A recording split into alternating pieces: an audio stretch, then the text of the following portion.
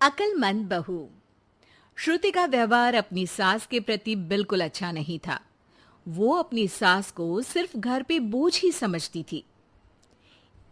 इतना राशन लाना पड़ा इस महीने, पैसे आते हैं हाथ में और चले जाते हैं, और ऐसे में आपकी माँ के खर्चे अलग। ऐसा कितना खर्चा करवा देती है माँ, हैं? और वैसे भी तुम तो कमा नहीं रही हो ना।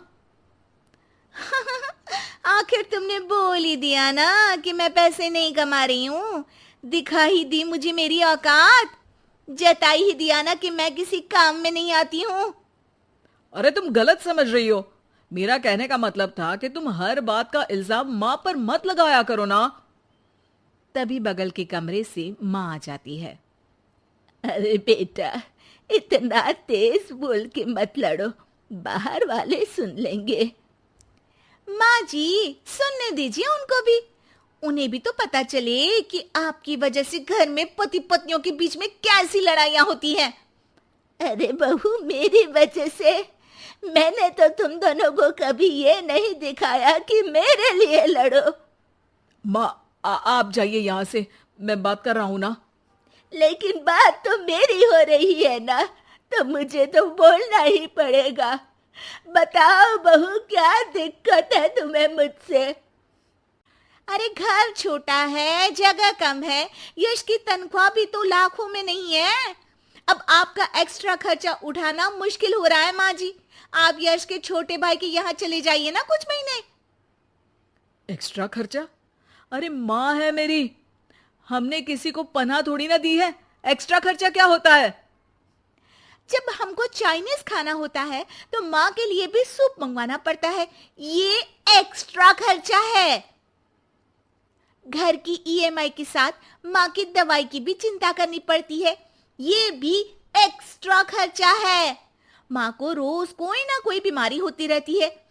इसी डर से हम कार नहीं खरीद रहे कि हॉस्पिटल में पैसे लग गए तो कहाँ से आएंगे। और खाने पीने कपड़े इधर उधर के खर्चे तो जोड़ भी नहीं रही हूँ मैं। अरे ये सब तो मैंने यश के लिए भी किया है। मैंने तो ऐसे उंगलियों पे हिसाब नहीं रखा। लो, आपने भी जता दिया ना। अरे आप थोड़े दिन किसी रिश्तेदार के यहाँ क्यों नहीं चली जाती? खर्चा भी बचेगा और घर में शांति भी रहेगी। यश श्रुति की ये बात सुन के गुस्से से आग बबूला हो जाता है। चुप हो जाओ श्रुति, बहुत हो गया तुम्हारा। मेरी माँ है वो, और उनका अधिकार इस घर पे हम दोनों से भी ज्यादा है। और खर्चे बचाने की इतनी ही पड़ी है तो तुम खुद क्यों नहीं चली जाती अपने मायके? घर में शांति तो तुम्हारे जाने से भी हो सकती है। श्रुति ने ये नहीं सोचा था कि यश कभी उससे इतनी तेज आवाज में इस तरह से बात करेगा। अपनी सास के सामने यश ने उससे इतनी बेरुखी से बर्ताव किया कि श्रुति ने सोच लिया कि वो अब अपने मायके चली ही जाएगी। अगले दिन जब यश ऑफिस गया हुआ था, उस वक्त श्रुति वहां से मायके चली गई। माँ, कैसी हो? अरे बहू के राज में जी रही हूँ बेटा, अच्छी ही हूँ। तू बता, अचानक कैसे आ गई? अरे सास से खिटपिट हो गई।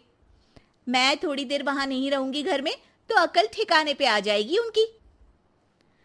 हाँ हाँ, जितना रुकना है रुको, आप ही का तो घर है। अरे भाभी कैसी हो? दिखी ही नहीं तब से। आपकी माँ के लिए दवाई खरीदनी थी तो लेने गई थी। माँ, तबीयत ठीक नहीं है क्या? अरे बेटा, बुढ़ापा है, बीमारी तो आनी ही है। अरे पर आप तो एकदम तंदुरुस्त रहती थी, आपको कैसे कुछ हो सकता है? आप खुश तो हो ना माँ? ये क्या बात हुई? खुशी तो रखते हैं, कोई रुलाते थोड़ी ना है आपकी माँ को। हाँ बेटा, खुश ही हूँ। माँ ये कहते हुए जरा भी खुश नहीं थी। थोड़े दिन श्रुति वहां रुकती है। एक दिन जब वो अपने भाई के साथ बाहर से कुछ सामान लेकर कार में आ रही होती है, तभी भाई पूछता है, कब जाने का प्लान है? अरे भैया, अभी तो आई हूँ। हाँ हाँ, वो तेरी भाभी पूछ रही थी कि कब जाने वाली हो। मतलब जाने से पहले बता दोगी तो अच्छा रहेगा, हम तैयार रहेंगे। एकदम जाओगी तो बुरा लगेगा ना। हाँ भैया, बता दूंगी भैया। अच्छा, वैसे हुआ क्या था तुम्हारे और तुम्हारे पति के बीच? हमारे बीच कोई लड़ाई नहीं हुई थी भैया। वो तो सास की वजह से लड़ाई हुई, इसलिए आना पड़ा। आप चिंता मत करिए, मैं जल्दी चली जाऊंगी। अरे नहीं नहीं, रुकना। अरे तू घर में है तो शांति भी रहती है। क्या मतलब? अरे मत पूछ श्रुति, आए दिन माँ और तेरी भाभी में नोक झोंक चलती ही रहती है। तेरी भाभी का कहना है कि माँ का खर्चा बहुत होता जा रहा है घर में। अब माँ की क्या गलती है? बीमारी किसी से पूछ के थोड़ी ना आती है।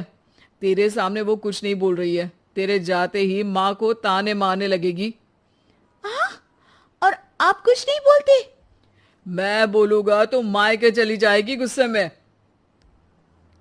श्रुति ये जवाब सुन के चुप हो जाती है। उसे एहसास होता है जैसे ये उसकी भाभी की नहीं, उसी की बात हो रही है। पर भैया, आपकी तो इतनी अच्छी जॉब है, पैसों की कोई दिक्कत नहीं है, फिर भाभी को क्या दिक्कत है? अरे किसी को पालने के लिए मन में प्यार होना चाहिए श्रुति।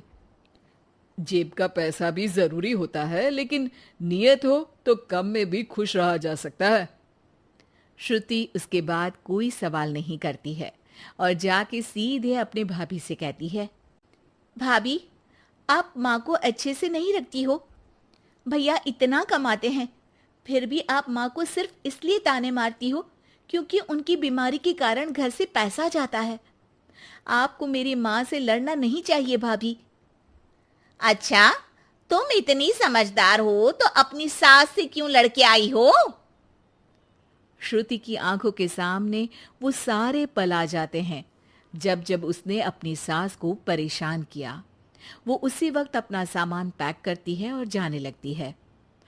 अरे तू तो रुकने वाली थी ना श्रुति। जाना पड़ेगा, सासू माँ बीमार रहती है, उनका ध्यान रखूंगी माँ। अरे पर तू तो उनसे लड़के आई है ना। माँ, मैं ये सोच के आई थी कि मेरे बिना उनकी अकल ठिकाने आ जाएगी पर मेरी ही अकल ठिकाने आ गई। और मैं अपनी सास का ध्यान रखूंगी तभी तो अपनी भाभी को ये बोल पाऊंगी कि वो भी अपनी सास का ध्यान रखा करे। श्रुति को कोई नहीं रोकता। वो वापस अपनी सास के पास चली जाती है। अब श्रुति और उसकी सास कम चीजों में ही ज्यादा खुशी के साथ रहने लगते हैं।